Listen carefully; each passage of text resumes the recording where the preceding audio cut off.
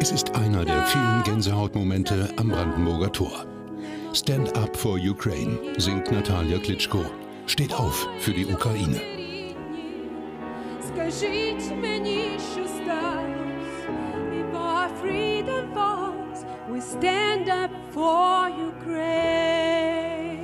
Die junge Ukrainerin Elena ist überwältigt. Es ist alles sehr schwer. Ich möchte so gerne, dass es Frieden gibt in der Welt.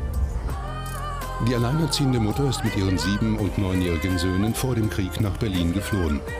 Und auch wenn sie bei Sound of Peace nicht alles versteht, die Veranstaltung ist für sie ein wichtiges Zeichen.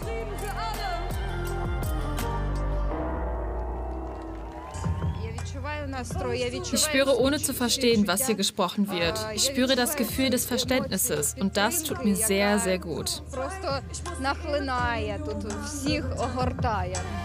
Stars aus ganz Deutschland sind genau dafür nach Berlin gekommen, um ein Zeichen gegen den Krieg und für den Frieden zu setzen.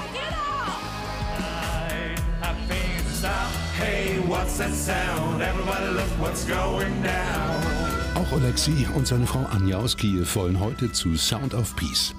Wir treffen sie morgens in ihrem Übergangszuhause. Sie sind bei einer Schulfreundin von Anja in Berlin untergekommen. Ihre Gefühle in Worte zu fassen, während in ihrer Heimat der Krieg tobt, ist schwierig für Anja. Wir wollen auf jeden Fall zurückgehen, egal was passiert. Wir wollen zurück. Es ist schwierig zu ertragen. Es sterben Frauen und es sterben Kinder. Das hat einen sehr großen Einfluss darauf, wie wir uns fühlen. Eines belastet beide ganz besonders. Ihr 38-jähriger Sohn ist noch in Kiew und versorgt Soldaten an der Front. Wir weinen nicht. Wir müssen stark sein. Anja und Oleksiy wollen nicht daran denken, was noch alles Schlimmes passieren könnte und nach vorne schauen. Und heute auch am Brandenburger Tor ein Zeichen setzen. Ich sehe, dass die Leute hier das Problem nicht einfach als ein Problem der Ukraine betrachten, sondern als ein weltweites Problem. Diese Unterstützung gibt uns ein sehr, sehr gutes Gefühl. Das ist Freiheit, Luft für Freiheit, Luft für Zukunft. Das ist die Zukunft der Ukraine. An deiner Seite will ich sein und alle Fehler verzeihen. Mit allen Träumen und all den Sorgen, heute, morgen und übermorgen.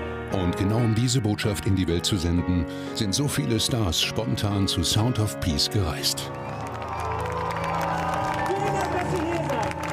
Super wichtig, dass die Menschen ihre Chance und ihre Freiheit nutzen, auf die Straße zu gehen, um möglichst vielen zu zeigen, dass hier was nicht stimmt. Deswegen ist es total wichtig für uns in diesem Fall als Musiker, dass so ein Festival ganz schnell auf die Beine gestellt wurde und wir sozusagen mit dem, was wir am liebsten machen, mit unserer Musik, helfen können, dieses Zeichen möglichst weit zu tragen. Ich glaube schon, dass solche Zeichen gut und wichtig sind.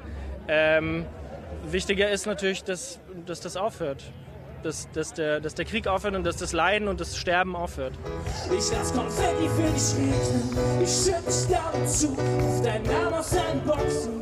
Der beste Mensch. Oleksiy und seine Frau Anja sind von Sound of Peace einfach nur überwältigt. Du bist das Ding für mich, Berlin. Und die Chöre sind für dich. Very important. Das ist so wichtig für uns. Wir merken, die Welt und Europa stehen hinter uns und unterstützen uns. Danke dafür, Berlin. Danke, Deutschland. Wir spüren euer Mitgefühl.